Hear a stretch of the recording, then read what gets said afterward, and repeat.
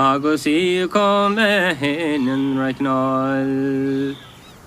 20 years I've been listening to, or maybe 30 years, I've been listening to Joe Heaney singing and Sean-nós singers. I've been going to the Oireachtas for a couple of years. I've been there. I used to always listen to it in Reading the Gaeltacht when it was being broadcast live. And I suppose I just grew to love Sean-nós singing and traditional singing. In Drimoleague, I suppose where I come from, there was all been a very good tradition of singing, but in the English language. So I was trying to kind of capture something about the kind of importance of singing and the importance of singing in a culture, in a society.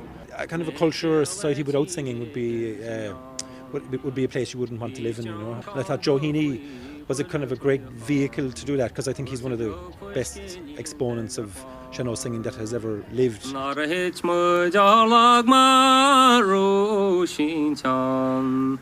fille scannán from Pat Maguirmain. Matanya Ugder Stoffelerin is Milish Scalan Sherwala Philip, so Shilimger Kimal that Den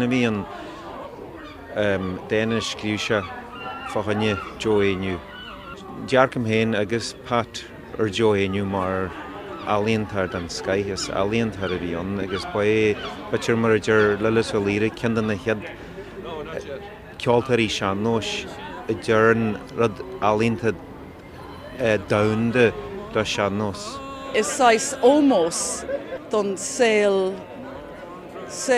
around, sail na around sail na around agus on culture atá more bonus sean-nós. Vi mis mar fort le darach car le Joe agus chemisgur se anwa.